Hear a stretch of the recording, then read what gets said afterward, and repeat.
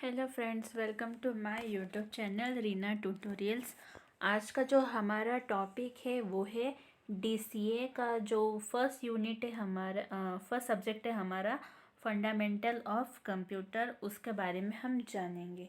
तो माखनलाल चतुर्वेदी विश्वविद्यालय के सिलेबस के अनुसार मैंने टॉपिक वाइज डीसीए के फर्स्ट सब्जेक्ट है हमारा जो फंडामेंटल ऑफ कंप्यूटर्स, उसका यूनिट नंबर 1 का मैंने जो भी ऑल चैप्टर्स है उसके अंदर जो इम्पोर्टेंट क्वेश्चन है जो 2023 से 2024 के बीच में जो भी एग्ज़ाम्स होती है उनमें जो बहुत ही मोस्ट आईएमपी क्वेश्चंस रहते हैं, मोस्ट इम्पॉर्टेंट क्वेश्चंस, वो मैं आपको आज बताने जा रही हूँ। मैं साथ साथ में वो आपको समझाती भी जाऊँगी और मेरे स्क्रीन पे वो आपको शो भी होगा। ठीक है, तो आप चाहे तो वीडियो को रोक कर स्क्रीन का स्क्रीनशॉट भी ले सकते हैं। ठीक है, तो आइए शुरू करते हैं। हमारा जो आज का पहला टॉपिक है डीसीए का फंडामेंटल ऑफ कंप्यूटर्स, उसका पहला क्वेश्चन है डीसीए फर्स्ट सेमेस्टर का। जैसे 4 सब्जेक्ट है हमारे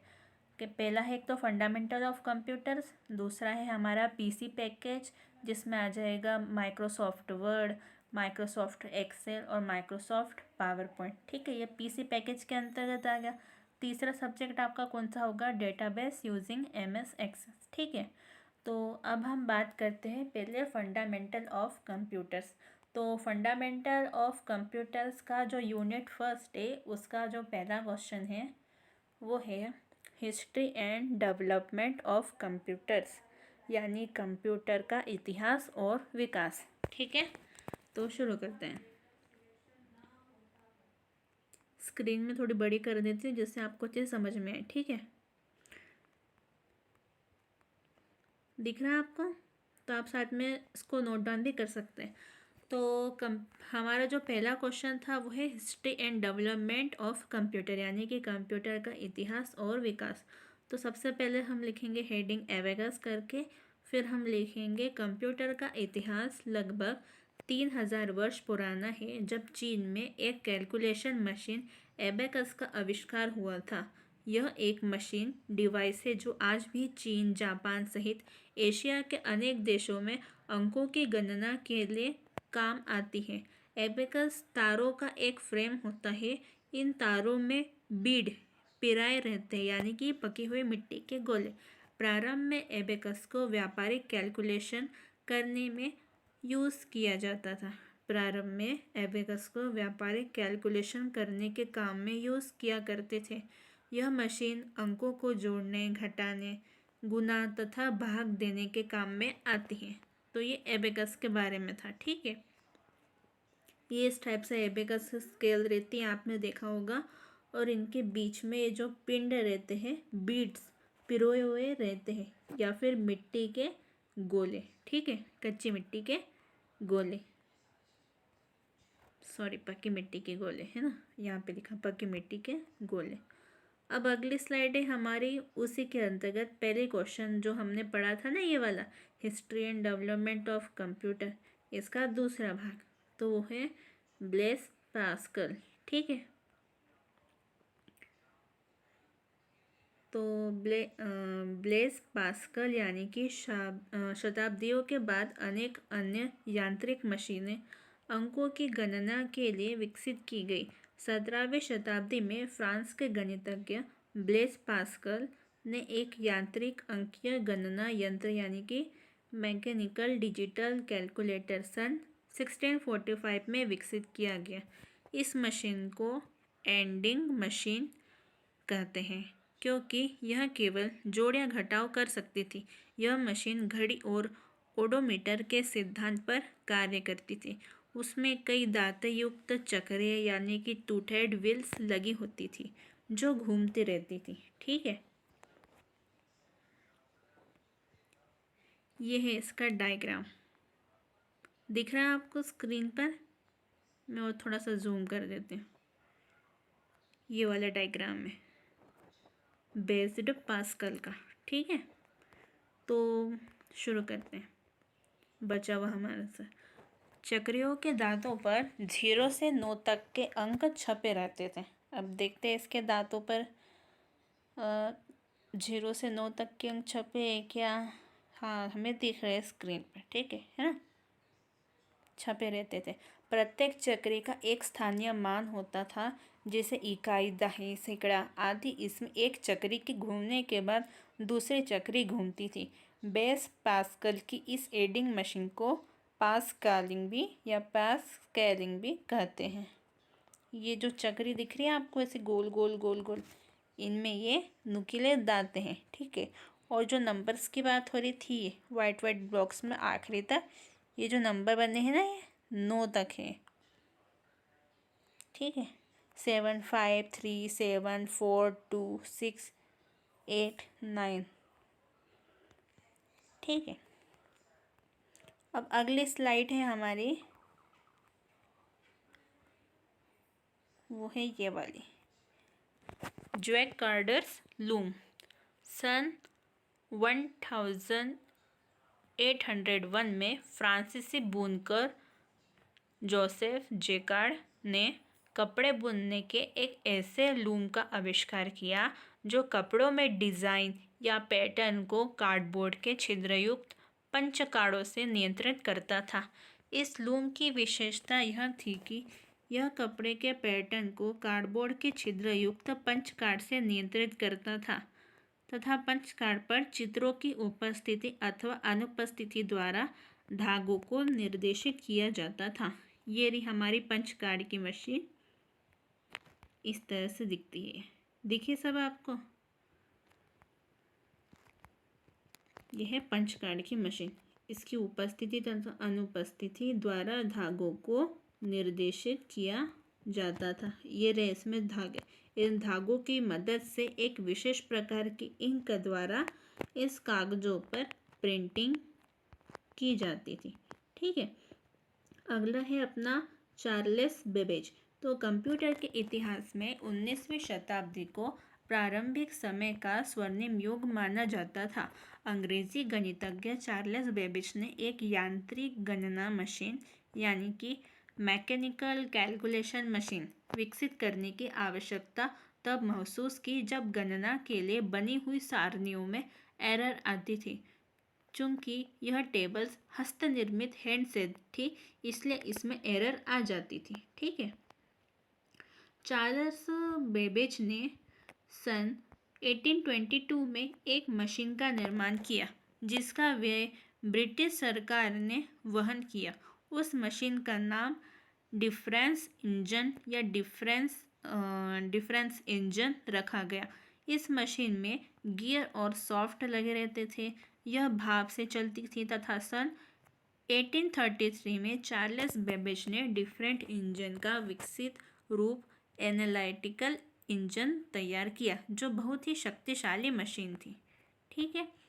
अब बेबेज का कंप्यूटर के विस्तार में बहुत बड़ा योगदान रहा। बेबेज का एनालिटिकल इंजन आधुनिक कंप्यूटर का आधार बना रहा और यही कारण है कि चार्ल्स बेबेज को कंप्यूटर विज्ञान का जनक कहा जाता है। अब ये एक मशीन है। इस मशीन को डॉक्टर हॉवर्ड एक्लिन मार्क्स फर्स्ट में बनाया था, ठीक है। सन 1940 में विद्युत यांत्रिक कंप्यूटिंग इलेक्ट्रोमैटिकल कंप्यूटिंग शिखर पर पहुंच चुकी थी। IBM के 4 शीर्ष इंजीनियरों व डॉक्टर हार्वर्ड आइकेन ने सन 1944 में एक मशीन विकसित किया। यह विश्व का सबसे पहला विद्युत यांत्रिक कंप्यूटर था। यह विश्व का सबसे पहला विद्युत यांत्रिक कंप्यूटर है। जो आपको सामने स्क्रीन पर जो अभी मशीन दिख रही है, ये हमारे पूरे भारत विश्व का सबसे पहला विद्युत यांत्रिक कंप्यूटर है, ठीक है। इसे किसने बनाया था? तो इसे डॉक्टर हॉवर्ड एनिक मार्क ने बनाया था। कब बनाया था? IBM के 4 शीर्ष इंजीनियरों व डॉक्टर हार्वर्ड आइकेन ने सन 1944 में एक मशीन विकसित की थी। यह विश्व का सबसे पहला विद्युत यांत्रिक कंप्यूटर था। ये जो आपको स्क्रीन पर अब दिख रहा है, ठीक है। इसका official name automatic sequence controller calculator रखा गया। इसे हार्वर्ड विश्वविद्यालय को सन 1944 के फरवरी माह में भेजा गया, जो विश्वविद्यालय में 7 अगस्त 1944 को प्राप्त हुआ। इसी विश्वविद्यालय में इसका नाम मार्क फर्स्ट पड़ा। यह 6 सेकंड में 1 गुना व 12 सेकंड में 1 भाग कर सकता था। अब अगला कंप्यूटर है हमारा ये वाला A.B.C या फिर ABC यानी कि एंटसनेफोफ-बेरी कंप्यूटर। सन 1945 में एंटासॉफ तथा क्लॉफोर्ड बेरी ने एक इलेक्ट्रॉनिक मशीन का विकास किया जिसका नाम ABC रखा गया। ABC शब्द एंटोन-सॉफ-बेरी कंप्यूटर का संक्षिप्त रूप है। ABC सबसे पहला इलेक्ट्रॉनिक डिजिटल कंप्यूटर था। अब हम जानेंगे कंप्यूटर की अवधारणा। कंप्यूटर की अवधारणा कौन कौन सी होती है। जैसे कि हम डायग्राम में देख रहे हैं कि यूज़र कंप्यूटर पर एक वर्क कर रहा है, ठीक है। जो कंप्यूटर पे यूज़र में अपने कंप्यूटर या लैपटॉप पे जो काम कर रहा है वो होता है सॉफ्टवेयर के अंतर्गत। और ये सॉफ्टवेयर कहाँ पे काम होता है, हार्डवेयर के अंतर्गत। और हार्डवेयर को कौन चलाता है, यूज़र। यानी कि यूज़र हार्डवेयर को चलाता है और हार्डवेयर के अंदर सॉफ्टवेयर वर्क करता है, ठीक है।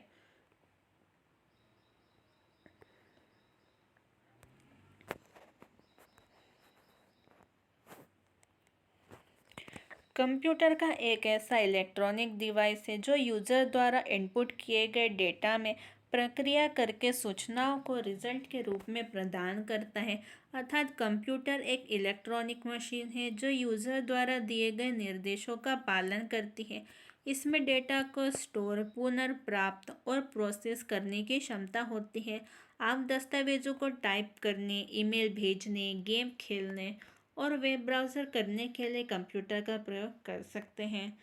आप स्प्रेडशीट, प्रस्तुतियाँ और यहाँ तक कि वीडियो बनाने के लिए भी इसका भी उपयोग कर सकते हैं। अब कंप्यूटर सिस्टम कॉन्सेप्ट यानी कि कंप्यूटर की अवधारणा क्या होती है। तो कंप्यूटर सिस्टम हार्डवेयर और सॉफ्टवेयर का एक संयोजन है। कंप्यूटर के भौतिक और मूर्त भागों, घटकों को देखा और स्पर्श किया जा सकता है, जिन्हें हार्डवेयर के रूप में जाना जाता है। हार्डवेयर में कंप्यूटर सिस्टम के भौतिक घटक होते हैं, जैसे input device, keyboard, mouse, scanner आदि। Output device monitor, printer, speaker इत्यादि। प्रोसेसिंग डिवाइस सीपीयू और storage device compact disk, hard disk, DVD आदि होते हैं। सॉफ्टवेयर उन प्रोग्राम और निर्देशों का सेट होता है जो कंप्यूटर सिस्टम के संचालन को नियंत्रित करते हैं। कंप्यूटर सिस्टम अपने आप कुछ नहीं कर सकता। कंप्यूटर वही कार्य करता है जो यूज़र द्वारा उसे निर्देश दिया जाता है। कंप्यूटर में लिखे गए प्रोग्राम को कंप्यूटर द्वारा समझी जाने वाली भाषा में लिखा जाता है।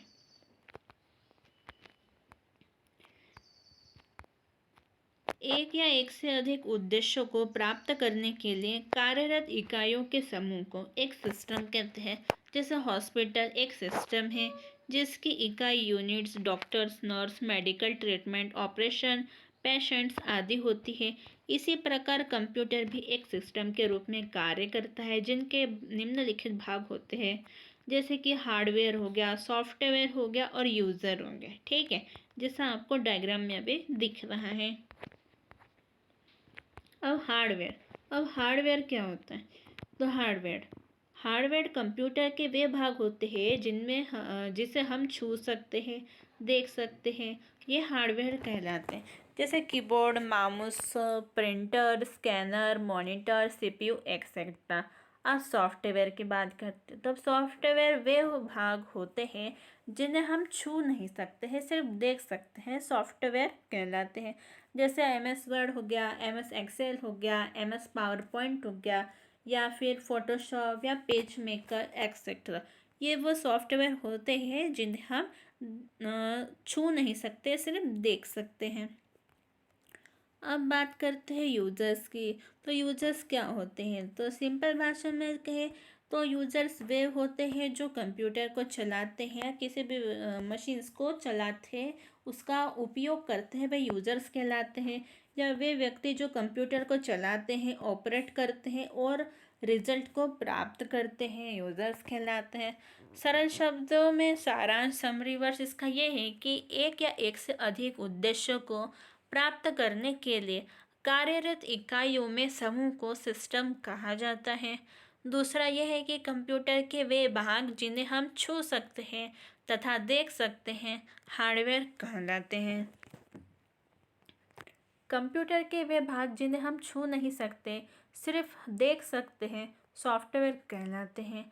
फोर्थ है वे व्यक्ति जो कंप्यूटर को चलाते हैं और रिजल्ट को प्राप्त करते हैं, यूज़र कहलाते हैं। फिफ्थ है हमारा लास्ट पॉइंट है, वो है हार्डवेयर, सॉफ्टवेयर एवं यूज़र। ये तीनों ही कंप्यूटर सिस्टम के मुख्य भाग होते हैं। अब हम जानेंगे कि कंप्यूटर क्या होता है। ठीक है, कंप्यूटर एक ऐसा इलेक्ट्रॉनिकल डिवाइस है जो यूज़र द्वारा इनपुट किए गए डेटा में प्रक्रिया करके सूचनाओं को रिजल्ट के रूप में प्रदान करता है।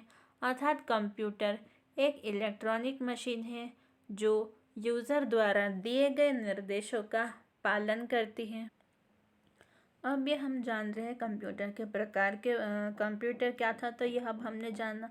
अब आगे कि जैसे कि डायग्राम में आपको दिख रहे हैं कि माउस, कीबोर्ड और स्कैनर या जॉयस्टिक या माइक या वेबकैम के द्वारा हमने कंप्यूटर में डाटा को इनपुट करा। इनपुट करने के बाद इसमें प्रोसेस की स्टेप होती है, सीपीयू इसमें प्रोसेस करता है। उसके बाद में थर्ड से स्टेप हमारी होती है आउटपुट। सीपीयू प्रोसेस करने के बाद हमें आउटपुट के द्वारा, आउटपुट डिवाइस कौन कौन से होते हैं जैसे कि मॉनिटर, प्रिंटर, स्पीकर, उसके द्वारा हमें रिजल्ट प्रदान करता है। अब बात करेंगे हम फीचर्स यानी कि कैरेक्टरिस्टिक ऑफ कंप्यूटर, यानी कि कंप्यूटर की विशेषताएं कौन कौन सी होती हैं। ठीक है, चलिए पहला है हमारा स्पीड। तो स्पीड के बारे में देखते हैं। स्पीड यानी कि गति। आप पैदल चलकर कहीं भी जा सकते हैं, फिर भी साइकिल, स्कूटर या कार का इस्तेमाल करते हैं ताकि आप किसी भी कार्य को तेज़ी से कर सकें। मशीन की सहायता से आप कार्य की स्पीड बढ़ा सकते हैं और इसी प्रकार कंप्यूटर किसी भी कार्य को बहुत तेज़ी से कर सकता है। कंप्यूटर कुछ ही सेकंड में गुना, भाग, जोड़, घटाना जैसे लाखों क्रियाएं कर सकता है। यदि आपको 500 को अगर 44 का मान ज्ञात करना है तो आप 1 या 2 मिनट्स लेंगे। यही कार्य कैलकुलेटर से अगर आप करें तो वह भाग लगभग 1 या 2 सेकंड का समय लेगा। इस पर कंप्यूटर ऐसी लाखों गणनाओं को कुछ ही सेकंड में कर सकता है। ठीक है, अब बात करते हैं ऑटोमेशन की यानी कि स्वचालन की। हम अपने दैनिक जीवन में कई प्रकार की स्वचालित मशीनों का यूज़ करते हैं। कंप्यूटर भी अपना पूरा कार्य स्वचालित यानी कि ऑटोमेटिक तरीके से करता है। कंप्यूटर अपना कार्य प्रोग्राम के एक बार लोड हो जाने पर स्वतः करता रहता है। अब बात करेंगे हम शुद्धता की यानी कि एक्यूरेंसी की। तो कंप्यूटर अपना सारा कार्य बिना किसी गलती के करता है। यदि आपको 10 अलग अलग संख्याओं का गुणा करने के लिए कहा जाए तो आप इसमें कई बार गलती करेंगे, लेकिन साधारणतः कंप्यूटर किसी भी प्रोसेस को बिना किसी गलती के पूर्ण कर सकता है। कंप्यूटर द्वारा गलती किए जाने का सबसे बड़ा कारण गलत डेटा इनपुट करना होता है, क्योंकि कंप्यूटर स्वयं कभी कोई गलती नहीं कर सकता है। अब अगली बात करेंगे हम सार्वभौमिकता की। ठीक है, तो सार्वभौमिकता के अंतर आ जाएगा कि कंप्यूटर अपनी सार्वभौमिकता के कारण बड़ी तेजी से सारी दुनिया में अपना प्रभुत्व जमा कर रहा है। कंप्यूटर गणितीय कार्यों को करने के साथ साथ व्यावसायिक कार्यों के लिए भी प्रयोग में लाया जाने लगा है। कंप्यूटर का प्रयोग हर क्षेत्र में होने लगा है, जैसे बैंक हो गया, railway, airport, business, school etcetera. ठीक है, अब हम बात करते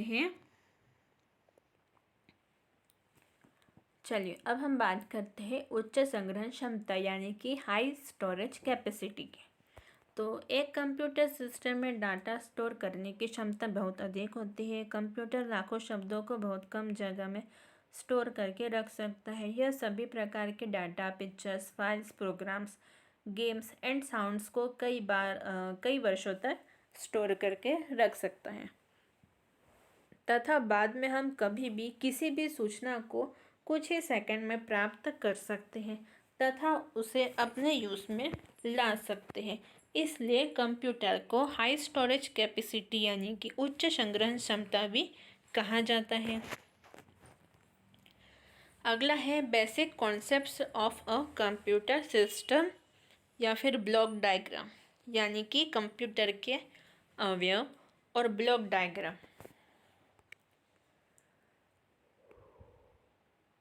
तो पहला पॉइंट है हमारा इनपुट डिवाइस। अब इनपुट डिवाइस क्या होते हैं? तो इनपुट डिवाइस वे डिवाइस होते हैं जिनके द्वारा हम अपने डाटा या निर्देशों को कंप्यूटर में इनपुट करा सकते हैं।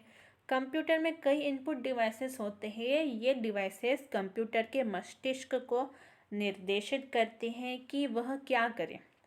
इनपुट डिवाइस कई रूप में उपलब्ध है तथा सभी के विशिष्ट उद्देश्य हैं। टाइपिंग के लिए हमारे पास कीबोर्ड होते हैं जो हमारे निर्देशों को टाइप करते हैं। ठीक है, अब हम क्या जानेंगे कि इनपुट डिवाइस वे डिवाइस होते हैं जो हमारे निर्देशों या आदेशों को कंप्यूटर के मस्तिष्क यानी कि सीपीयू तक पहुंचाते हैं। इनपुट डिवाइसेस के कई प्रकार होते हैं जो निम्नलिखित होते हैं, जैसे keyboard, mouse, joystick, trackball, light pen और touch screen, digital camera, scanner और डिजिटाइजेशन टैबलेट, बारकोड रीडर और क्या क्या है उसमें OMR, OCR, AMICR या ATM एक्सेट्रा। ये वे सारे कौन से डिवाइसेस होते हैं? Input devices. अब दूसरा पॉइंट है हमारा CPU। तो CPU के बारे में जानेंगे। CPU का पूरा नाम सेंट्रल प्रोसेसिंग यूनिट होता है। इसका हिंदी नाम केंद्रीय संसाधन इकाई होता है। यह कंप्यूटर का सबसे महत्वपूर्ण भाग होता है, अर्थात इसके बिना कंप्यूटर सिस्टम पूरा नहीं हो सकता। इससे सभी डिवाइसेस जुड़े रहते हैं, जैसे कीबोर्ड, माउस, मॉनिटर आदि। इसे कंप्यूटर का मस्तिष्क भी कहते हैं। इसका मुख्य कार्य प्रोग्राम को क्रियान्वित यानी कि एग्जीक्यूट करना होता है। इसके अलावा CPU यानी कि कंट्रोल प्रोसेसिंग यूनिट यानी कि CPU कंप्यूटर के सभी भागों जैसे मेमोरी हो गया, इनपुट हो गया, आउटपुट डिवाइसेस हो गया, इन सभी के कार्य को भी नियंत्रित करता है। अब CPU सेंट्रल प्रोसेसिंग यूनिट के 3 भाग होते हैं। पहला है हमारा ALU, दूसरा है मेमोरी और तीसरा है CO। अब ALU यानी कि अर्थमेटिकल लॉजिकल यूनिट। ALU को हम अर्थमेटिकल लॉजिकल यूनिट कहते हैं। ठीक है, स्क्रीन दिख रही ना आपको बराबर क्लियर? अर्थमेटिकल एवं लॉजिकल यूनिट को संक्षेप में ALU कहते हैं। यह यूनिट डाटा पर अंकगणितीय क्रियाएं, जोड़, घटाना, गुणा, भाग और तार्किक क्रियाएं, लॉजिकल ऑपरेशन करती हैं। ALU यानी कि arithmetical logical unit control unit से निर्देश लेता है। यह मेमोरी से डाटा को प्राप्त करता है तथा प्रोसेसिंग के पश्चात सूचना को मेमोरी में लौटा देता है। अर्थमेटिकल एंड लॉजिकल यूनिट के कार्य करने की गति यानी कि उसकी स्पीड अति तीव्र होती है। यह लगभग 10 करोड़ गणनाएं प्रति सेकंड की गति से करती है। इसमें ऐसा इलेक्ट्रॉनिक परिपथ होता है जो बाइनरी अंकगणित की गणना करने में सक्षम होता है। अब बात करते हैं हम मेमोरी की कि मेमोरी क्या होती है।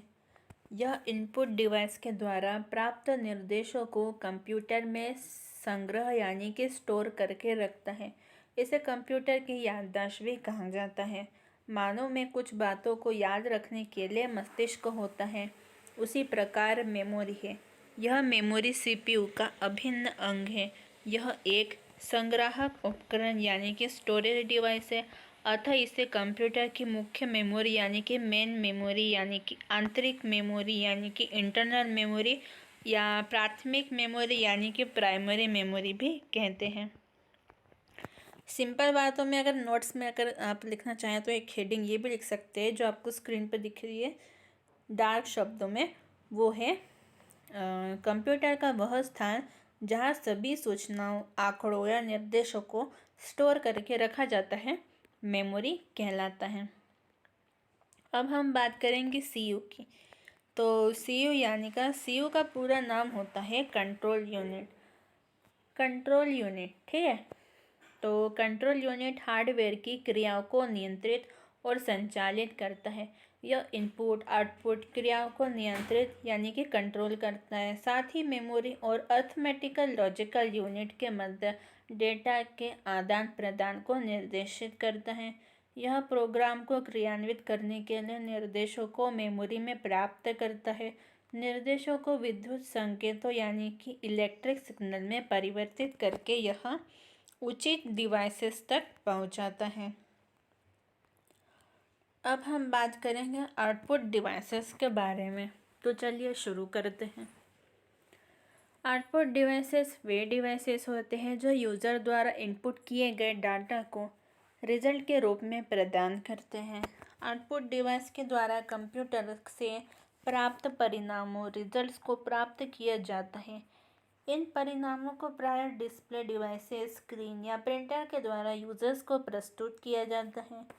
मुख्य रूप से आउटपुट के रूप में प्राप्त सूचनाएं या तो हम स्क्रीन पर देख सकते हैं या प्रिंटर में पेज पर प्रिंट कर सकते हैं, या संगीत सुनने के लिए आउटपुट के रूप में स्पीकर का उपयोग कर सकते हैं। आउटपुट डिवाइसेस के कई प्रकार होते हैं, जैसे monitor, printer, plotter, projector and sound speakers. अब आप देख सकते हैं ये कंप्यूटर का एक ब्लॉक डायग्राम है कि यूज़र ने सबसे पहले इस कंप्यूटर के अंदर डाटा को इनपुट करा, फिर वो सीपीयू के अंदर जाता है, सीपीयू से कंट्रोल यूनिट के अंदर जाता है, कंट्रोल यूनिट की प्रोसेस होती है, उसके बाद अर्थमेटिकल एंड लॉजिकल यूनिट की प्रोसेस होती है, उसके बाद में फोर्थ स्टेप में होती है हमारी मेमोरी यूनिट यानी कि मेमोरी में डाटा सेव हो जाता है। अगर यूज़र उसका आउटपुट देखना चाहता है तो वो आउटपुट डिवाइसेस के द्वारा या फिर मॉनिटर की स्क्रीन पर आउटपुट देख सकता है। ठीक है। अब अगला है हमारा सरल शब्दों में इसकी समरी। तो इनपुट डिवाइसेस वे डिवाइसेस होते हैं जो हमारे निर्देशों या आदेशों को कंप्यूटर के मस्तिष्क तक पहुंचाते हैं। इनपुट डिवाइसेस वे डिवाइसेस होते हैं जिनके द्वारा हम अपने डाटा या निर्देशों को कंप्यूटर में इनपुट करा सकते हैं। आउटपुट डिवाइसेस वे डिवाइसेस होते हैं जो यूज़र द्वारा इनपुट किए गए डाटा को रिजल्ट के रूप में प्रदान करते हैं। सीपीयू का पूरा नाम सेंट्रल प्रोसेसिंग यूनिट होता है। कंप्यूटर का वह स्थान जहां सभी सूचनाओं, आंकड़ों एवं निर्देशों को स्टोर करके रखा जाता है, वो क्या कहलाता है? मेमोरी कहलाता है। अर्थमेटिकल एंड लॉजिकल यूनिट का संक्षिप्त में हम क्या कहते हैं? एएलयू। और एएलयू का पूरा नाम अर्थमेटिकल लॉजिक यूनिट होता है। सीपीयू का पूरा नाम कंट्रोल यूनिट होता है और सीपीयू को संक्षिप्त में क्या कहते हैं? सीपीयू कहते हैं। ठीक है। अब हम जानेंगे सेमीकंडक्टर मेमोरी क्या होती है। तो फिर चलिए शुरू करते हैं। आखिर सेमीकंडक्टर मेमोरी होती क्या है? तो सेमीकंडक्टर मेमोरी को समझने से पहले हम ये जानेंगे कि मेमोरी होती क्या है ना? मेमोरी आखिर होती क्या है? तो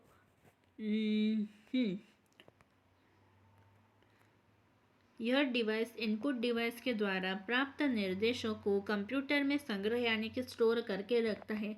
इसे कंप्यूटर की याददाश्त भी कहा जाता है। मानव में कुछ बातों को याद रखने के लिए मस्तिष्क होता है, उसी प्रकार कंप्यूटर में डाटा को याद रखने के लिए मेमोरी होती है। यह मेमोरी सीपीयू का अभिन्न अंग है। इसे कंप्यूटर की मुख्य मेमोरी यानी कि मेन मेमोरी आंतरिक मेमोरी यानी कि इंटरनल मेमोरी या प्राथमिक मेमोरी यानी कि प्राइमरी मेमोरी भी कहते हैं। किसी भी निर्देश, सूचना अथवा परिणामों को स्टोर करके रखना मेमोरी कहलाता है। कंप्यूटर में एक से अधिक मेमोरी होती हैं। हम उनको सामान्यतः प्राथमिक व द्वितीयक यानी कि प्राइमरी और सेकेंडरी मेमोरी के रूप में वर्गीकृत कर सकते हैं। प्राथमिक मेमोरी अस्थिर यानी कि वॉल्यूलेट तथा स्थिर तथा नॉन वॉल्यूलेट दोनों प्रकार की होती हैं।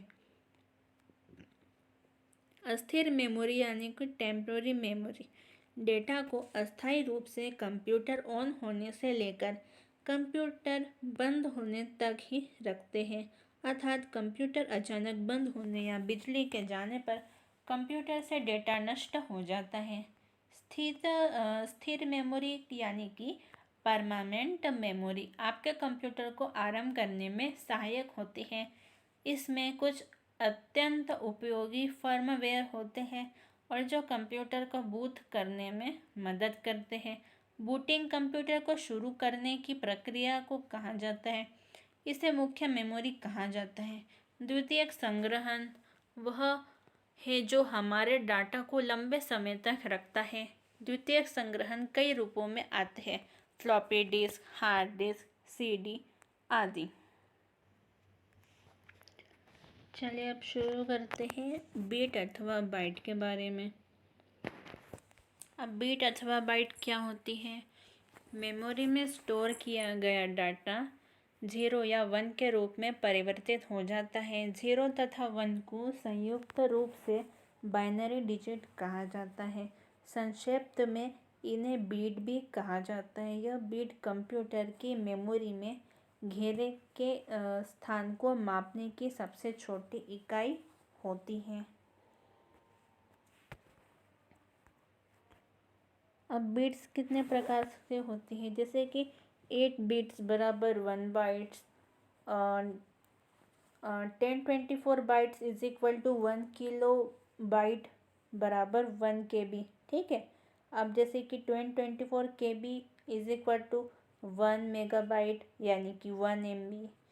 अब 1024 MB यानी कि 1 गीगाबाइट यानी कि 1 GB। उसी प्रकार 1024 GB यानी कि 1 टेराबाइट TB। तो ये इतने सारे जो होते हैं ये इनके टाइप्स होते हैं। बीट्स के अलग अलग प्रकार होते हैं। बाइट्स का किलोबाइट में आ जाएगा, KB का मेगाबाइट में आ जाएगा, MB का गीगाबाइट में आ जाएगा और GB का टेराबाइट में आ जाएगा। ठीक है। अब शुरू करते हैं हमारा अगला जो मेन क्वेश्चन था, वो है सेमीकंडक्टर मेमोरी होती क्या है। ठीक है, व्हाट इज सेमीकंडक्टर मेमोरी। तो सेमीकंडक्टर मेमोरी एक digital electronic data storage device है जिसका उपयोग डिजिटल डेटा स्टोर करने के लिए किया जाता है। जैसे कंप्यूटर मेमोरी, यह आमतौर पर MOS मेमोरी को संदर्भित करता है जहां डेटा को silicon integrated circuit memory chip पर metal oxide semiconductor MOS memory cells के भीतर स्टोर किया जाता है। इस मेमोरी को अलग अलग प्रकार और टेक्नोलॉजी में बनाया गया होता है। ये जो आप डायग्राम देख रहे हैं, ग्रीन कलर का जो मदरबोर्ड है उसके ऊपर ये जो ब्लैक जो पट्टियाँ दिख रही है वो ही होती है हमारी सेमीकंडक्टर मेमोरी। ठीक है। तो सेमीकंडक्टर मेमोरी में रैंडम एक्सेस को प्रॉपर्टी होती है, जिसका अर्थ होता है कि किसी भी मेमोरी लोकेशन तक पहुंचने में उतना ही समय लगता है, इसलिए किसी भी रैंडम क्रम में डेटा को कुशलता से एक्सेस किया जा सकता है। सेमीकंडक्टर मेमोरी में अन्य डेटा स्टोरेज की तुलना में बहुत तेज एक्सेस टाइम होता है। डेटा का एक बाइट कुछ नैनोसेकंड के भीतर सेमीकंडक्टर मेमोरी में लिखा या पढ़ा जा सकता है, जबकि हार्ड डिस्क जैसे घूर्णन स्टोरेज के लिए समय का उपयोग मिलीसेकंड की सीमा में है। इन कारणों से इसका उपयोग मुख्य कंप्यूटर मेमोरी के लिए किया जाता है। वर्तमान में डेटा को रखने के लिए कंप्यूटर अन्य उपयोगों के बीच काम कर रहा है, जैसे shifter register, process register, data buffer और अन्य छोटे डिजिटल रजिस्टर, जिनमें मेमोरी डिकोडिंग मैकेनिज्म नहीं है, उन्हें मेमोरी के रूप में नहीं माना जाता है।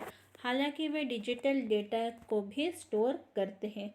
सेमीकंडक्टर मेमोरी के प्रकार यानी कि types of semiconductor memory. Semiconductor memory के दो प्रकार होते हैं। पहला है रैम यानी कि रैंडम एक्सेस मेमोरी। रैम का पूरा नाम या रैम को रैंडम एक्सेस मेमोरी भी कहा जाता है। कंप्यूटर की यह अस्थायी मेमोरी होती है। कीबोर्ड या अन्य किसी इनपुट डिवाइस से इनपुट किया गया डाटा प्रक्रिया से पहले रैम में ही संग्रहित किया जाता है और सीपीयू द्वारा आवश्यकता अनुसार वहां से प्राप्त किया जाता है। रैम में डाटा या प्रोग्राम अस्थायी रूप से संग्रहित रहता है। कंप्यूटर बंद हो जाने या बिजली चले जाने पर रैम में संग्रहित स्टोर डेटा मिट जाता है। इसलिए रैम को वोलाइट या अस्थायी मेमोरी भी कहते हैं। रैम की क्षमता या आकार कई प्रकार के होते हैं, जैसे कि 4 MB, 8 MB, 16 MB, 32 MB, 64 MB और 128 MB, 256 MB आदि।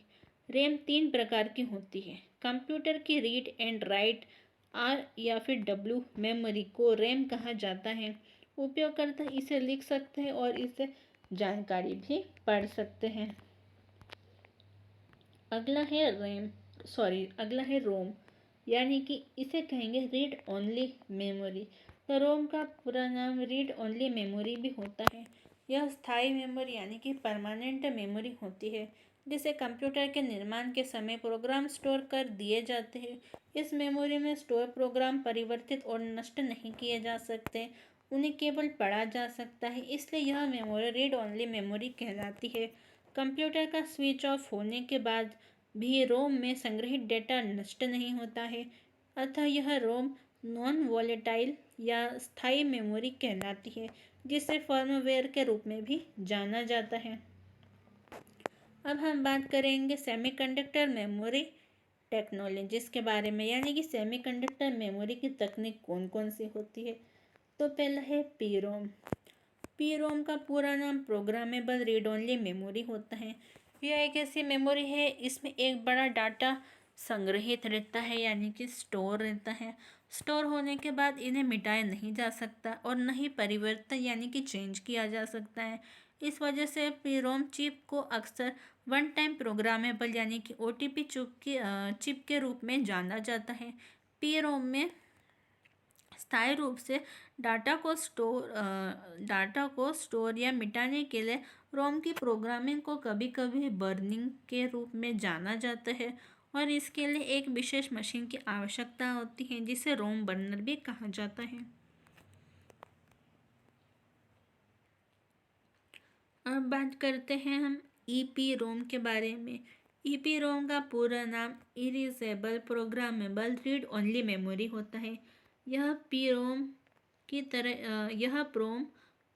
तरह ही होता है, लेकिन इसमें संग्रहित प्रोग्राम स्टोर प्रोग्राम को पराबैंगनी किरणों यानी कि अल्ट्रावायलेट रेस के द्वारा ही मिटाया जा सकता है और नए प्रोग्राम संग्रहित स्टोर किए जा सकते हैं। इसे आसानी से ईपीरोम इरेजर एक उपकरण की सहायता से, जिसमें अल्ट्रावायलेट रेस स्रोत होता है, जो चिप को एक रासायनिक प्रतिक्रिया के कारण डेटा को मिटा देता है। अब हम जानेंगे ईईपीरोम के बारे में, यानी कि EEPROM या ईईपीरोम। यानी कि ईईपीरोम का पूरा नाम electrical programmable read only memory होता है। यह एक नई तकनीक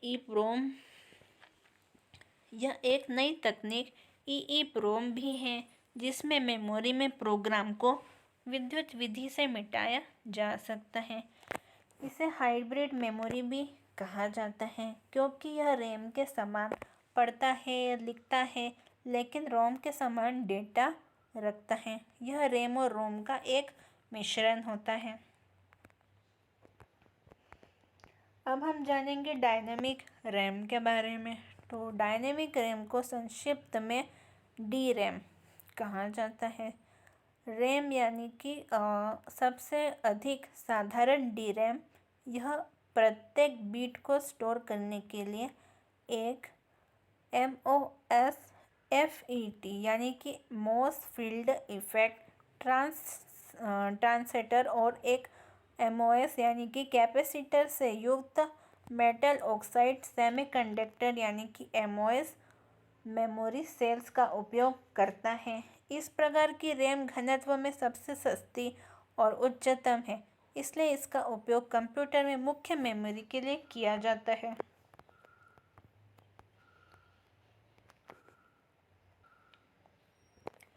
मेमोरी सेल में डेटा को स्टोर करने वाला इलेक्ट्रिकल चार्ज धीरे धीरे लीक हो जाता है, इसलिए मेमोरी सेल्स को समय समय पर रिफ्रेश फिर से लिखना करना चाहिए, जिसमें अतिरिक्त सर्किट की आवश्यकता होती है।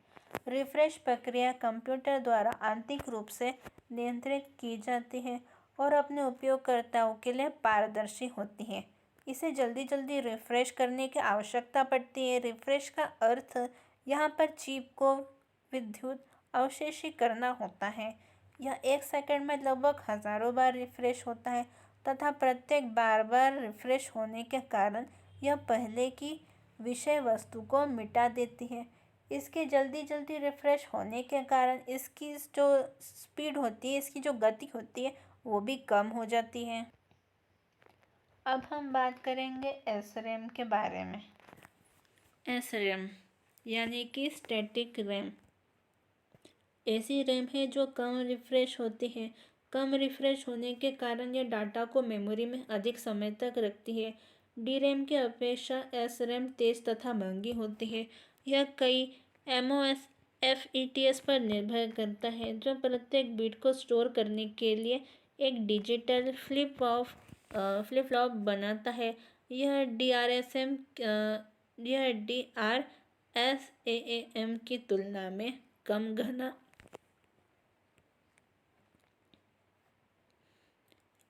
फ्लिप फ्लॉप बनाता है। यह DRM की तुलना में कम घना और प्रति बिट अधिक महंगा है, लेकिन तेजी से और मेमोरी रिफ्रेश की आवश्यकता नहीं होती है। इसका उपयोग कंप्यूटर में छोटी कैश मेमोरी के लिए भी किया जाता है। अब हम बात करेंगे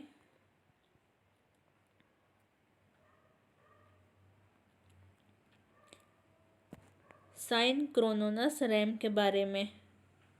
तो साइंक्रोनस रैम डी रैम की अपेक्षा ज़्यादा तेज है। इसकी तेज गति का कारण यह है कि यह CPU के घड़ी की गति के अनुसार रिफ्रेश होती है, इसलिए यह डी रैम की अपेक्षा डेटा को तेजी से स्थानांतरित यानी कि ट्रांसफ़र करता है। अब हम जानेंगे कंप्यूटर की पीढ़ियाँ के बारे में कि आखिर कंप्यूटर की पीढ़ियाँ कौन कौन सी होती है। ठीक है, तो शुरू करते हैं। कंप्यूटर की विभिन्न पीढ़ियाँ होती हैं, जैसे कि आप देख सकते हैं कि फर्स्ट जनरेशन में कंप्यूटर किस टाइप से था, सेकंड जनरेशन का कंप्यूटर कैसा था, थर्ड जनरेशन का कंप्यूटर, फोर्थ और फिफ्थ जनरेशन का कंप्यूटर। ठीक है, तो आज अब हम अपने स्कूलों में जब कंप्यूटर क्लास होती है तो हम अपने स्कूल या कॉलेजों में किस टाइप के कंप्यूटर देखने को हमें मिलते हैं। हमें हमारे स्कूल और कॉलेज में फोर्थ जनरेशन और फिफ्थ जनरेशन्स के कंप्यूटर्स देखने को मिलते हैं। ठीक है, तो जनरेशन्स ऑफ कंप्यूटर यानी कि कंप्यूटर की पीढ़ियाँ। सन 1946 में प्रथम इलेक्ट्रॉनिक डिवाइसेस वैक्यूम ट्यूब युक्त एटॉमिक कंप्यूटर की शुरुआत ने कंप्यूटर के विकास को एक आधार प्रदान किया गया। कंप्यूटर के विकास के इस क्रम में कई महत्वपूर्ण डिवाइसेस की सहायता से कंप्यूटर ने आज तक की यात्रा पथ की। इस विकास के क्रम को कंप्यूटर में हुए मुख्य परिवर्तन के आधार पर निम्नलिखित पीढ़ियों में बांटा है। कंप्यूटर की प्रथम पीढ़ी यानी कि फर्स्ट जनरेशन ऑफ कंप्यूटर 1946 से 1956 के बीच में चला है। कंप्यूटर की प्रथम पीढ़ी की शुरुआत सन 1946 में एकर्ट और मोचली के एकेनिक electronic numerical integrator and computer नामक कंप्यूटर के निर्माण से हुआ था। इस पीढ़ी के कंप्यूटर में इस पीढ़ी के कंप्यूटर में वैक्यूम ट्यूब का प्रयोग किया जाता था, जिसका आविष्कार सन 1904 यानी कि जोहन एम्ब्रोसॉफ फ्लेमिंग ने किया था। इस पीढ़ी में इस पीढ़ी में एनीकैक के अलावा और भी कई अन्य कंप्यूटरों का निर्माण हुआ, जिसके नाम एडसेक थे। EDSEC यानी कि electronic delay storage automatic calculator. ठीक है। अब एडवेक यानी कि electronic discrete variable automatic computer है, तथा यूनिवैक का पूरा नाम यूनिवर्सल ऑटोमेटिक कंप्यूटर एवं यूनिवैक फर्स्ट का नाम यूनिवैक फर्स्ट ही रखा गया है। यह हमारा फर्स्ट जनरेशन का कंप्यूटर है, जो आप देख रहे हैं कितना बड़ा है ये। इस इतने बड़े एक कंप्यूटर को चलाने के लिए कम से कम 20 लोगों की आवश्यकता होती थी। यह पूरा कंप्यूटर कम से कम एक लंबे हॉल के समान होता है। अब हम बात करेंगे प्रथम पीढ़ी के कंप्यूटर के आकार में बहुत बड़े होते हैं तथा इनकी स्पीड बहुत ही स्लो होती है और मेमोरी भी कम होती थी। इस कारण इन कंप्यूटर में डाटा को स्टोर करके नहीं रखा जा सकता था। इन कंप्यूटर की कीमत बहुत अधिक होने के कारण ये कंप्यूटर आम जनता की पहुंच से दूर थे। प्रथम पीढ़ी के कंप्यूटर के निम्नलिखित लक्षण हैं, जैसे कि वैक्यूम ट्यूब का प्रयोग, पंच कार्ड पर आधारित संग्रहण के लिए मैग्नेटिक ड्रम का प्रयोग, बहुत ही नाजुक और कम विश्वसनीय, बहुत सारे एरर कंडीशन का प्रयोग, मशीनों तथा असेंबली भाषाओं में प्रोग्रामिंग। ठीक है। अब कंप्यूटर की द्वितीय पीढ़ी यानी कि सेकेंड जनरेशन ऑफ कंप्यूटर 1956 से 1964 के बीच में रहा है। कंप्यूटर की प्रथम पीढ़ी के बाद सन 1956 में कंप्यूटर की द्वितीय पीढ़ी की शुरुआत हुई। इन कंप्यूटर में वैक्यूम ट्यूब के स्थान पर ट्रांजिस्टर का उपयोग किया जाने लगा। विलियम शॉकेल ने ट्रांजिस्टर का आविष्कार सन 1947 में किया था, जिसका उपयोग द्वितीय पीढ़ी के कंप्यूटर में वैक्यूम ट्यूब के स्थान पर किया जाने लगा। ट्रांजिस्टर के उपयोग ने कंप्यूटर को वैक्यूम ट्यूबों के अपेक्षाकृत अधिक गति एवं विश्वसनीयता प्रदान की। ट्रांजिस्टर के आने के बाद कंप्यूटर के आकार में भी सुधार आया। द्वितीय पीढ़ी के कंप्यूटर प्रथम पीढ़ी के कंप्यूटर से आकार में छोटे हो गए। अब हम बात करेंगे द्वितीय जनरेशन का कंप्यूटर, जो आप स्क्रीन पर देख सकते हैं, ये इस प्रकार का द्वितीय जनरेशन का कंप्यूटर है। अगर आप चाहें तो इसका स्क्रीनशॉट अगर खींचना चाहते हैं तो आप खींच सकते हैं, ध्यान में रखने के लिए। चलिए तब आगे शुरू करते हैं। द्वितीय पीढ़ी के कंप्यूटर के निम्नलिखित मुख्य लक्षण थे। पहला है कि वैक्यूम ट्यूब के बदले रजिस्टर का उपयोग किया जाता था। अपेक्षाकृत छोटे एवं ऊर्जा की कम खपत होती है। अधिक तेज एवं विश्वसनीय। प्रथम पीढ़ी की अपेक्षा कम खर्चीले। COBOL एवं फोर्टेन जैसी उच्च स्तरीय प्रोग्रामिंग भाषाओं का संग्रहण डिवाइस, प्रिंटर एवं ऑपरेटिंग सिस्टम आदि का प्रयोग। ठीक है। अब कंप्यूटर की तीसरी पीढ़ी यानी कि थर्ड जनरेशन ऑफ कंप्यूटर 1965 से 1971 के बीच तक चला। उसके बाद कंप्यूटर की तृतीय पीढ़ी की शुरुआत 1964 में हुई। इस पीढ़ी में कंप्यूटर को IC प्रदान किया गया। IC अर्थात एकीकृत सर्किट यानी कि इंटीग्रेटेड सर्किट का आविष्कार टेक्सास इंस्ट्रूमेंट कंपनी के एक अभियंता जैक किल्बी ने किया था। इस पीढ़ी के कंप्यूटरों में ICL 2903 और ICL 1900 और UNIVAC 1108 और सिस्टम 1360 प्रमुख थे। ये जो आप स्क्रीन पे कंप्यूटर देख रहे हैं, ये थर्ड जनरेशन का कंप्यूटर है। इस टाइप का एक कंप्यूटर थर्ड जनरेशन का कंप्यूटर होता है। तृतीय पीढ़ी के कंप्यूटरों के निम्नलिखित मुख्य लक्षण थे। पहला है एकीकृत सर्किट का प्रयोग। प्रथम एवं द्वितीय पीढ़ियों की अपेक्षा आकार एवं वजन बहुत कम, अधिक विश्वसनीय, पोर्टेबल एवं आसान रख रखाव। अब अगला है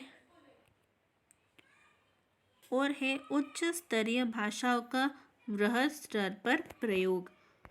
अब हम पढ़ेंगे कंप्यूटर की चतुर्थ पीढ़ी यानी कि फोर्थ जनरेशन ऑफ कंप्यूटर्स, जो 1971 से 1985 तक चला। कंप्यूटर की चतुर्थ पीढ़ी की शुरुआत सन 1907 से हुई। सन 1971 से लेकर 1985 तक के कंप्यूटरों को चतुर्थ पीढ़ी के कंप्यूटर की श्रेणी में रखा गया। इस पीढ़ी में आईसी यानी कि इंटीग्रेटेड सर्किट को और अधिक विकसित किया गया, जिसे विशाल एकीकृत सर्किट कहा जाता है। एक आईसी लगभग 30 लाख रजिस्टरों के बराबर कार्य कर सकता है। इस आविष्कार से पूरी सेंट्रल प्रोसेसिंग यूनिट यानी कि सीपीयू एक छोटी सी चिप में आ गई है, जिसे माइक्रो प्रोसेसर कहा जाता है। इसके उपयोग वाले कंप्यूटरों को माइक्रो कंप्यूटर कहा जाता है। अब आप ये वाला कंप्यूटर जो देख रहे हैं, ये फोर्थ जनरेशन का कंप्यूटर है, जो आप स्क्रीन पर आपको दिखाई दे रहा है। अब अल्टटेयर 8800 सबसे पहला माइक्रो कंप्यूटर था, जिसे माइट्स नामक कंपनी ने बनाया था। इसी कंप्यूटर पर बिल गेट्स, जो उस समय हार्वर्ड विश्वविद्यालय के छात्र थे, इन्होंने बेसिक भाषा को स्थापित किया था। इस सफल प्रयास के बाद गेट्स ने माइक्रोसॉफ्ट कंपनी की स्थापना की, जो दुनिया में सॉफ्टवेयर की सबसे बड़ी कंपनी है। ठीक है, इस कारण बिल गेट्स को दुनिया भर के कंप्यूटरों का स्वामी यानी कि ऑनर ऑफ कंप्यूटर्स कहा जाता है।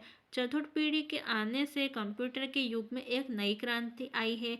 इन कंप्यूटरों का आकार बहुत ही छोटा हो गया है और मेमोरी बहुत अधिक बढ़ गई। आकार छोटा होने से इन कंप्यूटर का रखरखाव बहुत आसान हो गया है। इसी के साथ इनकी कीमत इतनी कम हो गई है कि आम जनता इन कंप्यूटरों को आसानी से खरीद सकती है।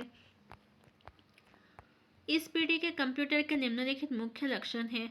अति विशाल स्तरीय एकीकरण तकनीक का उपयोग, आकार में अद्भुत कमी, साधारण आदमी की क्रय क्षमता के अंदर, अधिक प्रभावशाली, विश्वसनीय एवं अद्भुत गतिमान, अधिक मेमोरी क्षमता, कंप्यूटर के विभिन्न नेटवर्कों का विकास। अब हमारा जो लास्ट है वो है कंप्यूटर की पंचम पीढ़ी यानी कि फिफ्थ जनरेशन ऑफ कंप्यूटर, जो 1985 से अब तक चल रहा है। ये हमारा कौन सा जनरेशन अभी चल रहा है? फिफ्थ जनरेशन चल रहा है कंप्यूटर का। कंप्यूटर की पांचवी पीढ़ी की शुरुआत 1985 से अभी तक चली रही है। 1985 से अब तक के कंप्यूटर पांचवी पीढ़ी के अंतर्गत आते हैं। कंप्यूटर की पांचवी पीढ़ी में वर्तमान के सबसे शक्तिशाली एवं उच्च तकनीक वाले कंप्यूटर से लेकर भविष्य में आने वाले कंप्यूटर तक को शामिल किया गया है। इस पीढ़ी के कंप्यूटर में कंप्यूटरों में कंप्यूटर वैज्ञानिक कृत्रिम बुद्धिमत्ता यानी कि आर्टिफिशियल इंटेलिजेंस को समाहित करने के लिए प्रयासरत हैं। आज के कंप्यूटर इतने उन्नत हैं कि वे हर विशिष्ट क्षेत्र, मूल रूप से अकाउंटिंग, इंजीनियरिंग, भवन निर्माण, अंतरिक्ष तथा दूसरे प्रकार के शोध कार्य में उपयोग किए जा रहे हैं। इस पीढ़ी के प्रारंभ में कंप्यूटर का परिसर संयोजित किया गया ताकि डेटा तथा सूचना की आपस में साझेदारी तथा आदान प्रदान हो सके। नए integrated circuit very large scale integrated circuit को प्रतिस्थापित करना शुरू किया। इस पीढ़ी में प्रतिदिन कंप्यूटर के आकार को घटाने का प्रयास किया जा रहा है, जिसके फलस्वरूप हम घड़ी के आकार में भी कंप्यूटर को देख सकते हैं। पोर्टेबल कंप्यूटर तथा इंटरनेट की सहायता से हम दस्तावेज, सूचना तथा पैसे का आदान प्रदान हम कर सकते हैं। अब पांचवी पीढ़ी के जो कंप्यूटर होते हैं, इसके निम्नलिखित लक्षण होते हैं। पहला है कंप्यूटर के विभिन्न आकार यानी कि डिफरेंट साइज ऑफ कंप्यूटर। आवश्यकता अनुसार कंप्यूटर के आकार और संरचना को तैयार किया जा सकता है। आज विभिन्न मॉडल डेस्कटॉप, लैपटॉप, पॉमटॉप आदि में कंप्यूटर उपलब्ध है। यह कंप्यूटर एक अंतर्राष्ट्रीय संजाल है। दुनिया भर के कंप्यूटर नेटवर्क इंटरनेट से जुड़े होते हैं और इस तरह हम कहीं से भी घर बैठे अपने स्वास्थ्य, चिकित्सा, विज्ञान, कला एवं संस्कृति आदि लगभग सभी विषयों पर विविध सामग्री इंटरनेट पर प्राप्त कर सकते हैं। अब हम जानेंगे मल्टीमीडिया के बारे में। तो ध्वनि यानी कि साउंड, ग्राफिक्स या इमेजेस और टेक्स्ट के सम्मिलित रूप में जो मल्टीमीडिया का इस पीढ़ी में विकास हुआ है।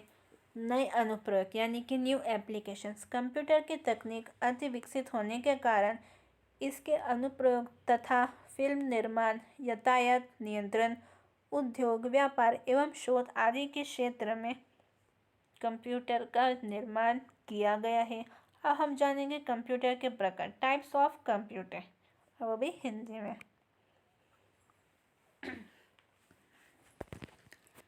टाइप्स ऑफ कंप्यूटर, कंप्यूटर के प्रकार। कंप्यूटर को उसके साइज, आकार, कार्यक्षमता तथा उद्देश्य के आधार पर विभिन्न प्रकार में वर्गीकृत किया गया है। आज के इस आर्टिकल में हम आपको कंप्यूटर के प्रकार के बारे में विस्तार से बताने जा रहे हैं। कंप्यूटर को 3 आधार पर वर्गीकृत किया गया। कार्यप्रणाली के आधार पर बेस्ड ऑन मशीन, उद्देश्य के आधार पर यानी कि बेस्ड ऑन पर्पस। तीसरा है आकार के आधार पर यानी कि बेस्ड ऑन साइज।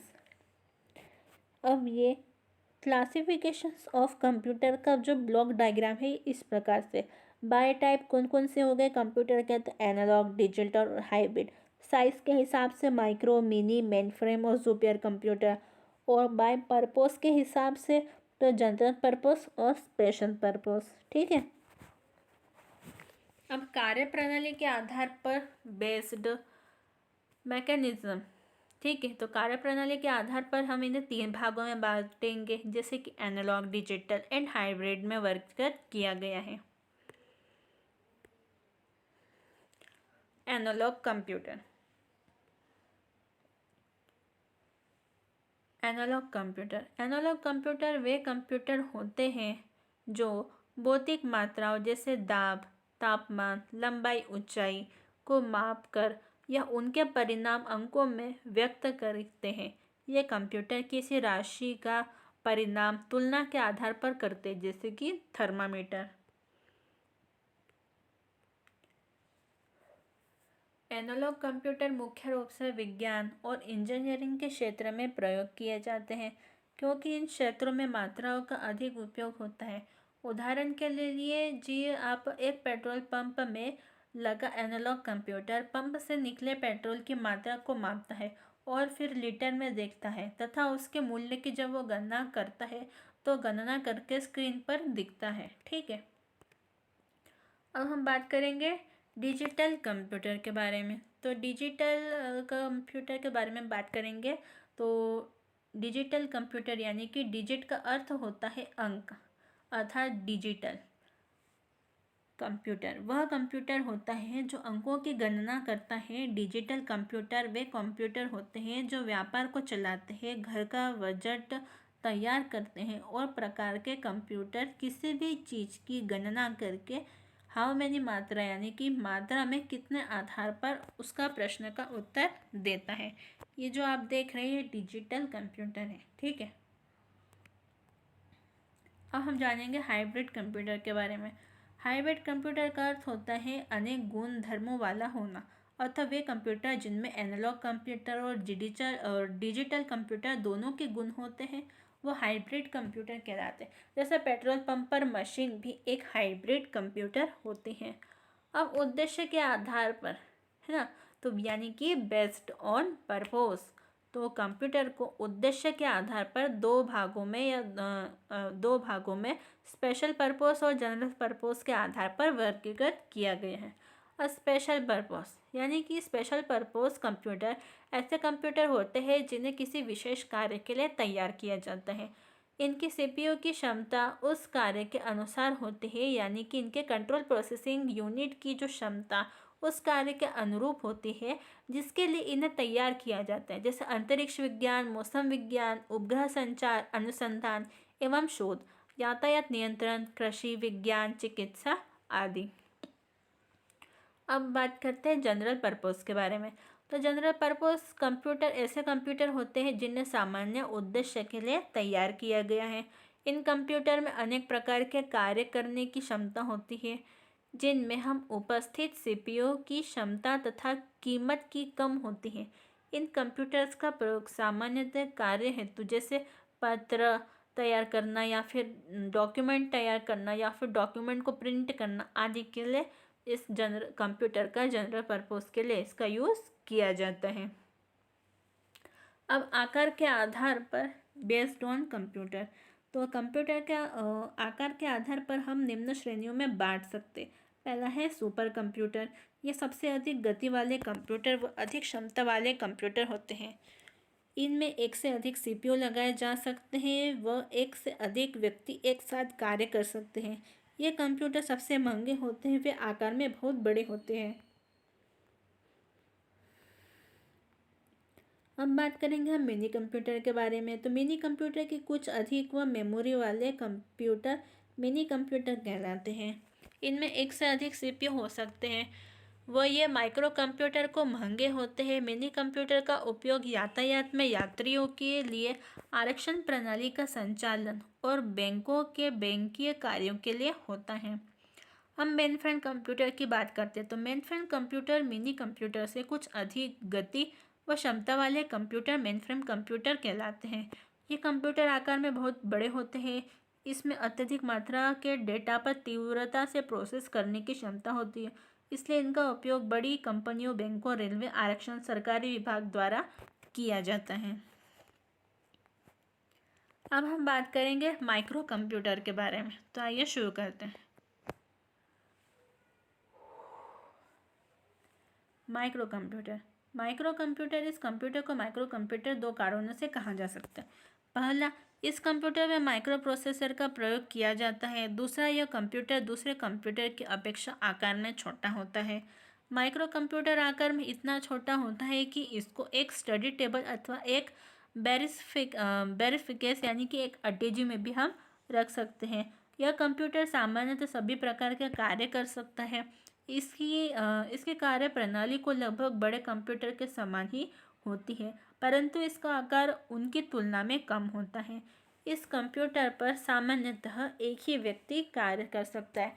उदाहरण के ले लीजिए आप लैपटॉप या फिर टैबलेट, ठीक है। अब बात करते हैं हम डेस्कटॉप कंप्यूटर की। डेस्कटॉप कंप्यूटर एक ऐसा कंप्यूटर है जिसे डेस्क पर सेट किया जा सकता है। इसमें एक सीपीयू, मॉनिटर, कीबोर्ड तथा माउस होते हैं। इसे हम अलग अलग देख सकते हैं। डेस्कटॉप कंप्यूटर की कीमत कम होती है, परंतु इसे एक जगह से दूसरी जगह ले जाना मुश्किल होता है। सरल शब्दों में अब हम बात करेंगे एनालॉग कंप्यूटर। एनालॉग कंप्यूटर वे कंप्यूटर होते हैं जो भौतिक मात्राओं जैसे दाब, तापमान, लंबाई, ऊंचाई आदि को मापकर उनकी परिणाम अंकों में व्यक्त करते हैं। डिजिटल कंप्यूटर वह कंप्यूटर होता है जो अंकों की गणना करता है। हाइब्रिड कंप्यूटर का अर्थ है अनेक गुण धर्मों वाला होना, अर्थात वे कंप्यूटर जिनमें एनालॉग कंप्यूटर और डिजिटल कंप्यूटर दोनों के गुण होते हैं हाइब्रिड कंप्यूटर कहलाते हैं। स्पेशल पर्पस कंप्यूटर, ऐसे कंप्यूटर जिन्हें किसी विशेष कार्य के लिए तैयार किया जाता है। और डेस्कटॉप कंप्यूटर एक ऐसा कंप्यूटर है जिसे डेस्क पर सेट किया जा सकता है। इसमें एक सीपीयू, मॉनिटर, कीबोर्ड तथा माउस होते हैं। अब हमारा जो अगला टॉपिक है वो है पर्सनल कंप्यूटर क्या है। तो आइए शुरू करते हैं। पर्सनल कंप्यूटर, आखिर पर्सनल कंप्यूटर होता क्या है? What is personal computer? तो IBM द्वारा बनाए गए पहले सामान्य उद्देश्य लागत प्रभावी व्यक्तिगत कंप्यूटर को IBM PC या पर्सनल कंप्यूटर कहा जाता था। यह एक माइक्रो प्रोसेसर तकनीक है जो किसी भी व्यक्ति द्वारा घर या कार्यालय में उपयोग करने के लिए डिज़ाइन किया गया, जो छोटे और अपेक्षाकृत सस्ता कंप्यूटर है। इसे अक्सर पर्सनल कंप्यूटर या फिर PC कहा जाता है। पर्सनल कंप्यूटर या पीसी का उदाहरण micro computer, desktop computer, laptop computer या फिर टैबलेट होता है। अब पर्सनल कंप्यूटर पीसी में एक सेंट्रल प्रोसेसिंग यूनिट यानी कि सीपीटी होता है, जिसमें एक आईसी एकीकृत सर्किट यानी कि इंटीग्रेटेड सर्किट पर अंकगणित तर्क और नियंत्रित सर्किटरी शामिल होती है।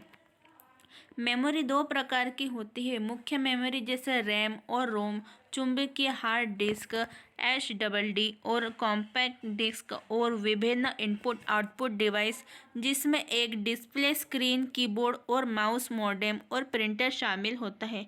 जब ज़्यादातर लोग कंप्यूटर के बारे में सोचते हैं तो वे एक व्यक्तिगत कंप्यूटर या पीसी की तस्वीर ले लेते हैं। इसे एक बार में उपयोग करने के लिए केवल एक व्यक्ति के लिए डिज़ाइन किया गया है। आपको और आपके मित्रों और परिवार के अधिकांश कंप्यूटर संभवतः व्यक्तिगत कंप्यूटर है। पीसी शब्द का लोकप्रिय संस्कृति में अलग अलग अर्थ हैं। एक तरफ इसका मतलब है कि व्यक्तिगत उपयोग के लिए डिज़ाइन किया गया कोई भी कंप्यूटर, दूसरी ओर यह कभी कभी विशेष रूप से माइक्रोसॉफ्ट विंडोज चलाने वाले कंप्यूटर को संदर्भित करने के लिए भी उपयोग किया जाता है, जैसे कि जो बेहतर है मैक या पीसी। अब पर्सनल कंप्यूटर के प्रकार। तो पर्सनल कंप्यूटर के क्या प्रकार होते हैं? तो व्यक्तिगत कंप्यूटर कई श्रेणियों में आते हैं, मुख्य रूप से उनके आकार द्वारा विभेदित, जैसे कि डेस्कटॉप कंप्यूटर। एक डेस्कटॉप कंप्यूटर कंप्यूटर को एक डेस्क पर उपयोग करने के लिए डिज़ाइन किया गया है और शायद ही कभी स्थानांतरित किया गया हो। इसमें एक बड़ा बॉक्स होता है जिसे सिस्टम यूनिट कहा जाता है, जिसमें अधिकांश आवश्यक घटक होते हैं। मॉनिटर, कीबोर्ड और माउस सभी का उपयोग कर केबल या कुछ मामलों में वायरलेस तकनीक का उपयोग करके उसमें प्लग करते हैं। यह लचीले होते हैं क्योंकि आप इनसे कोई भी मॉनिटर, कीबोर्ड और माउस को बहुत ही आसानी से कनेक्ट कर सकते हैं। साथ ही अतिरिक्त स्टोरेज, ड्राइव, मेमोरी और एक्सटेंशन कार्ड इंस्टॉल कर सकते हैं। नोटबुक। अब नोटबुक एक ऐसा है कि जैसे कि इसके नाम से तात्पर्य यह है कि एक नोटबुक, जैसा कि इसके नाम से तात्पर्य है कि एक पोर्टेबल कंप्यूटर होता है जिसे ले जाने और डाटा को स्टोर के लिए नोटबुक की तरह मोड़ने के लिए डिज़ाइन किया गया है। इसका कवर एक अंतर्निहित स्क्रीन, कीबोर्ड और पॉइंटिंग डिवाइस को प्रकट करने के लिए खुलता है, जो एक माउस के लिए विकल्प है। एक नोटबुक डेस्कटॉप के समान अधिकांश सॉफ्टवेयर चला सकता है और प्रदर्शन में इसके समान है। कुछ लोग इसे लैपटॉप भी कहते हैं। नोटबुक आपको अपने कंप्यूटर को लगभग कहीं भी ले जाने में अनुमति देता है। आसानी होती है। इंटरनेट नोटबुक के लिए एक नोटबुक का एक छोटा और कम शक्तिशाली नोटबुक होता है। नेटबुक एक छोटा और कम शक्तिशाली नेटबुक कंप्यूटर है जिसे मुख्य रूप से इंटरनेट एक्सेस करने के लिए डिज़ाइन किया गया है। एक नोटबुक आमतौर पर नोटबुक या डेस्कटॉप की तुलना में सस्ता होता है और चारों ओर ले जाने के लिए यह हल्का और अधिक सुविधाजनक होता है। लेकिन सभी डेस्कटॉप अनुप्रयोगों को चलाने के लिए पर्याप्त मेमोरी और एक शक्तिशाली पर्याप्त प्रोसेसर नहीं हो सकता है। अब बात करेंगे हम टैबलेट के बारे में। तो टैबलेट एक पोर्टेबल कंप्यूटर है जिसमें एक टच सेंसिटिव स्क्रीन होती है, जो एक छोटे कंप्यूटर के साथ टैबलेट साइज़ के प्लास्टिक फ्रेम पर लगा होता है। इसमें कोई कीबोर्ड या पॉइंटिंग डिवाइस नहीं होता है। सॉफ्टवेयर आधारित कीबोर्ड ज़रूरत पड़ने पर ऑन स्क्रीन पॉप अप हो जाती है और स्क्रीन पर आप आपकी उंगलियों से ही डिवाइस को यूज़ कर सकते हैं। डिवाइसेस नहीं होते हैं। सॉफ्टवेयर आधारित कीबोर्ड ज़रूरत पड़ने पर ऑन स्क्रीन पॉपअप हो जाती और स्क्रीन पर आप अपनी उंगली को फिसलाने की एक इंगित करने वाले उपकरण के रूप में कार्य करती है। टैबलेट बेहद पोर्टेबल और सुविधाजनक होती है, लेकिन यह आमतौर पर डेस्कटॉप कंप्यूटर एप्लीकेशन नहीं चलाते हैं और सीमित मेमोरी और स्टोरेज क्षमता रखते हैं। अब बात करेंगे हम स्मार्टफोन की। तो स्मार्टफ़ोन एक मोबाइल फ़ोन होता है जो एप्लीकेशन चला सकता है और जिसमें इंटरनेट की क्षमता होती है। स्मार्टफ़ोन में आमतौर पर टच सेंसिटिव स्क्रीन होती है। कई मोबाइल में विभिन्न प्रकार की लोकेशन जागरूक एप्लीकेशन होते हैं, जैसे कि ग्लोबल पोजिशनिंग सिस्टम यानी कि जीपीएस और मैपिंग प्रोग्राम और स्थानीय व्यापार गाइड। कंप्यूटर के साथ स्मार्टफ़ोन में बहुत कुछ है, लेकिन उनमें बड़े कंप्यूटिंग उपकरणों की शक्ति और लचीलेपन की कमी होती है। अब बात करेंगे हम एक पर्सनल कंप्यूटर यानी कि एक छोटा कंप्यूटर और कम लागत वाला है जो व्यक्तिगत उपयोग या व्यक्तियों के एक छोटे समूह द्वारा उपयोग के लिए अभिप्रेरित है। पर्सनल कंप्यूटर शब्द का उपयोग डेस्कटॉप कंप्यूटर यानी कि डेस्कटॉप का वर्णन करने के लिए किया जाता है।